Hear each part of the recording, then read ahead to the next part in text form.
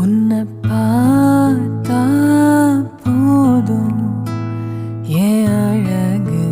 குட்டி செல்லும் இந்த ஜென்மம் தீரும் என் அழகு குட்டி செல்லும்